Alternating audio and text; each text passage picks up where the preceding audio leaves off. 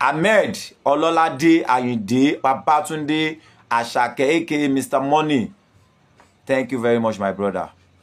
Wọ́n ní mo sọ lẹ́ẹ̀kan mo lọ́mọ ọ̀sàlẹ̀kó ló máa rí tí ò kì í bí ọmọ ọ̀sàlẹ̀kó dẹ̀ lọ́ máa ń bẹ̀ tí ò kì í gbà. Àṣàkẹ́ ti ṣe the needful thing ó ṣe o ò ní wálẹ̀ ó máa lọ sókè sí ni tó bá ṣe nǹkan tó kù díẹ̀ káàtó tá a bá jáde tá a bá sọ̀rọ̀ àdá àmọ́ bá ṣe sọ̀rọ̀ tá bínú tó dẹ̀ ti padà ṣe tó tọ́ ẹ̀tọ́ wa ni pé ká jáde padà ká jẹ́ káwọn ayé mọ̀ pé o ti ń ṣe the right thing. Mo dúpẹ́ lọ́wọ́ Àṣàkẹ́ ò ní ṣubú lágbára Ọlọ́run ó ṣe pé o padà apologize ó dẹ̀ sọ fún bàbá ẹ̀ gbogbo nǹkan tí bàbá ẹ̀ bá fẹ́ ló máa ṣe. Ta ló gbọ́ tọ́lọ́hún ọmọ ọgbọ́n kò sẹ́nibọ́dì tó lọ́gbọ́n tọ́lọ́hún àlàyé tó bá bùgá ẹ̀ kò yá gbà fọ́lọ́hún àwọn tí wọ́n bùgá mi wọ́n ti sápá mọ́ èmi kọ́ Ọlọ́run mà ní o Àṣàkẹ́ ìwọ kọ́ Ọlọ́run mà ní o Yínká TNT ọ̀ọ́bì Yínká TNT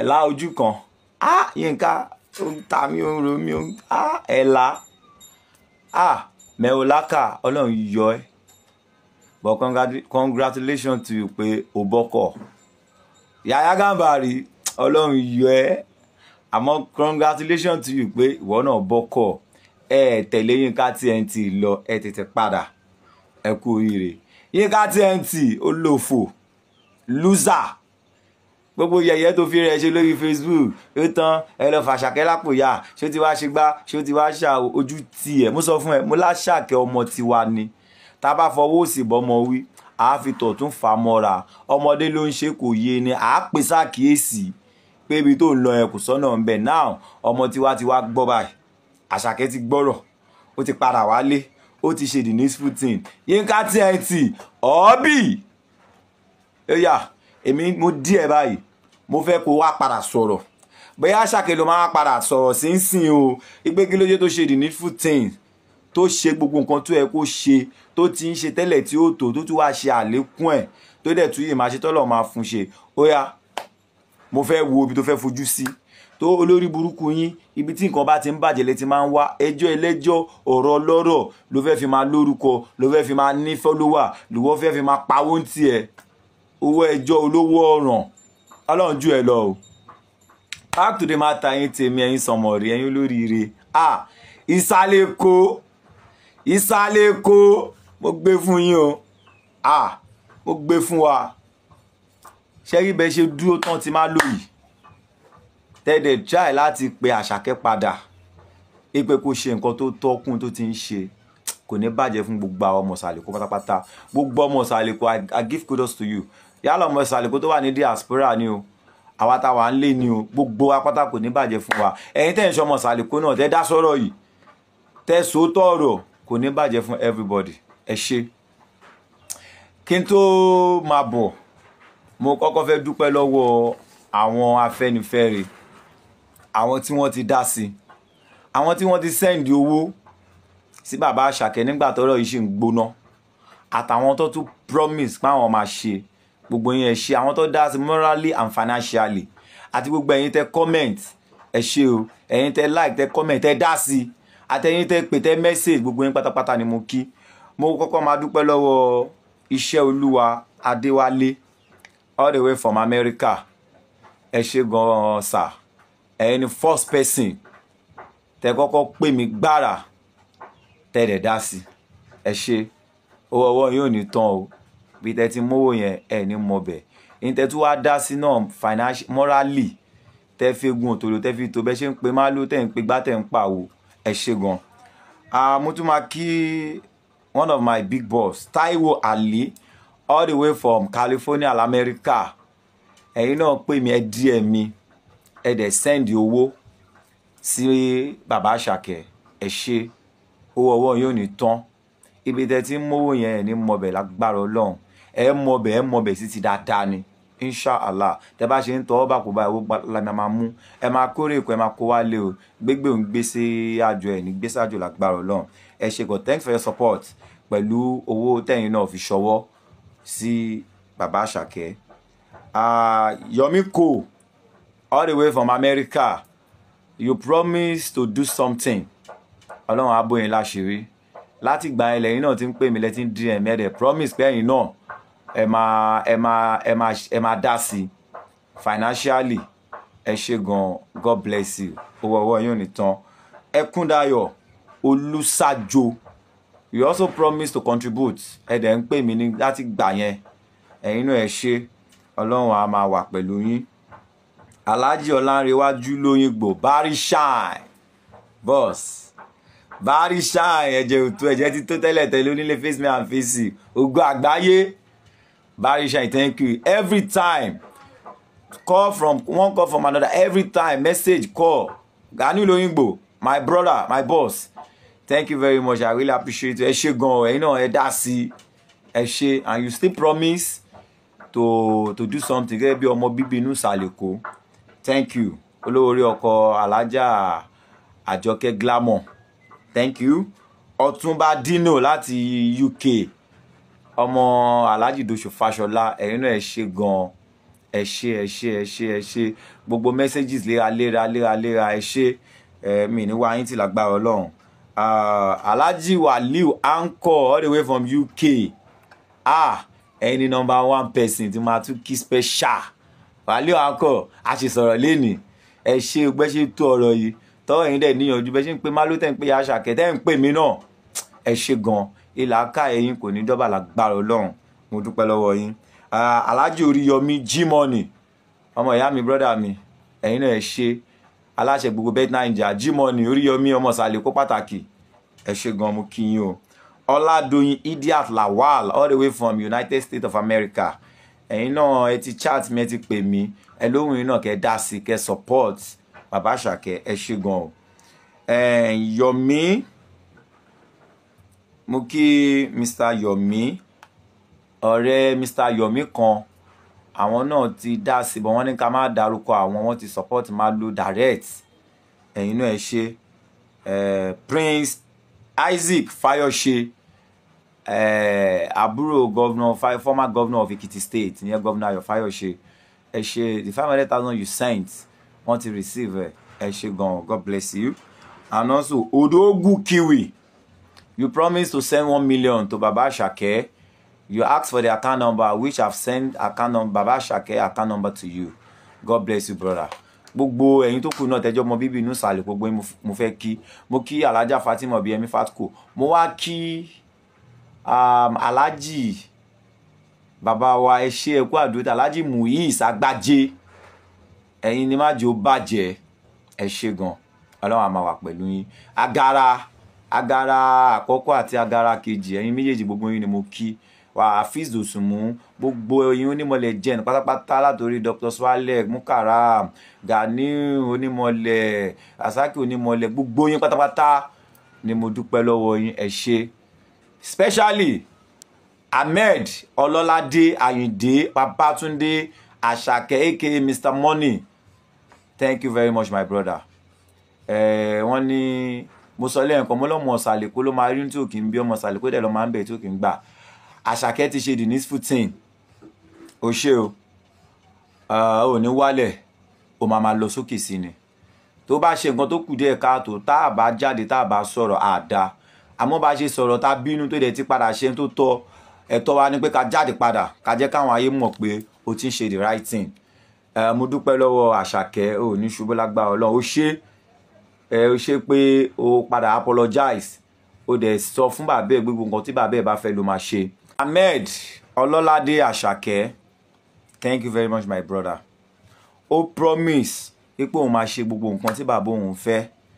Ó dẹ̀ wọ́n gba àwọn àgbàlagbà kọ́ bóun bẹ bàbá òun kí bàbá má bínú o. Ọmọdé ò ní mẹ́kọ̀ọ́ jẹ kó má ra lọ́wọ́. Malo, mo bẹ̀ yín má bínú. Mo fọlọ́run bẹ̀, mo fa alájọbí bẹ̀yìn. Mo fọláfẹ́ tó wà láàrin ẹ̀yin àtọmọ yín Àṣàkẹ́ tipẹ́tipẹ́ tẹjọ́ ń lò, mo fi bẹ̀yìn. Àwọn kan wọ́n fẹ́ kó bàjẹ́ ni, kò dẹ̀ ní bàjẹ́. Ọlọ́run padà jù wọ́n lọ, Ọlọ́run dojú tọ́ta. Àṣàkẹ́ ti lóun máa kọ́lé fún bàbá òun ní Lagos Island gẹ́gẹ́ bí bàbá ẹ̀ ṣe lóun fẹ́. Ọlọ́run máa kọ́lé fún wọn ní Lagos Island láìpẹ́ yìí, anytime from now. Iṣẹ́ ti bẹ̀rẹ̀ lórí ẹ̀ pé òun máa bẹ̀rẹ̀ sí ní ṣe. Ó dẹ̀ promise pé hospital tó tóbi jù, one of the biggest hospital ní VI, òun máa gbé bàbá òun lọ láti lọ tọ́jú wọn títí tó máa fi wà 100% okay. And he also promised to be giving his dad weekly allowance lọ́sẹ̀ẹ̀sẹ̀ lówó ńlá tí òun ṣòwò kékeré. Ó dẹ̀ promise pé oògùn tí popsi òun tún lò tó bá ṣe ń tán lòun máa replace ẹ̀ yàtọ̀ sí weekly allowance tóun fẹ́ fún wọn. And he also promised pé conversation tó dáa ó máa wà access tí popsi òun máa ní pẹ̀lú òun tí ò ní sí intermediary direct call tóun máa ṣe máa pè wọ́n ní gbogbogbà everyday táwọn náà dẹ̀ ní access láti pè wọ́n anytime.